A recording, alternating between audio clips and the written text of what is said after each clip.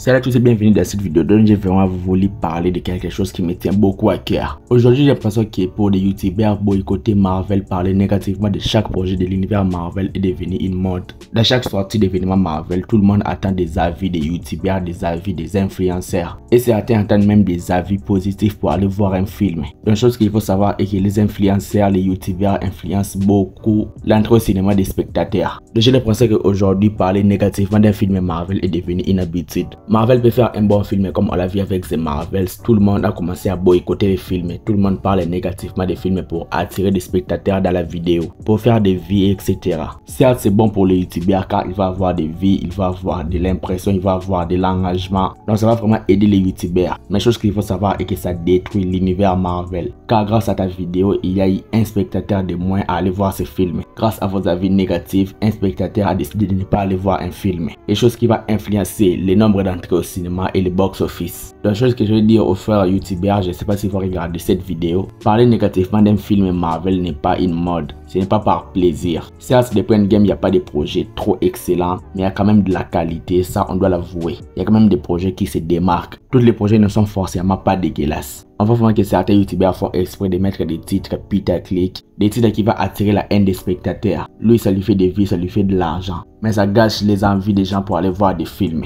Et ça, c'est très désavantageux. Donc faites un effort de parler un petit peu du bien des films Marvel. Pour Ant-Man, ça se comprend, mais pour The Marvel, je trouve que vous forcez un petit peu. J'ai parlé d'aucun youtubeur dans cette vidéo. J'ai voulu juste éclaircir quelque chose que je vois partout sur YouTube. Si vous regardez toutes les vidéos qu'ils font sur l'univers Marvel, il n'y a que des avis négatifs. Mais au fond, ils aiment les films, ils adorent ces films. Donc ils font l'office d'avoir des avis un petit peu contraires au public pour toucher un grand nombre de publics et ça va avantager sa chaîne. Donc chose que je vais conseiller dans cette vidéo, allez voir les films par vous-même, allez voir une série par vous-même, faites-vous votre propre avis. Ne vous laissez pas influencer, car plusieurs avis qu'on voit sur internet ne sont plus sincères. Ils sont là pour faire office de nombre de vues. Je sais qu'après cette vidéo, plusieurs personnes vont me détester, mais j'ai dit ce que j'avais à dire. Et j'ai l'impression qu'ils le font trop exprès pour augmenter le nombre de vues, augmenter l'engagement, etc.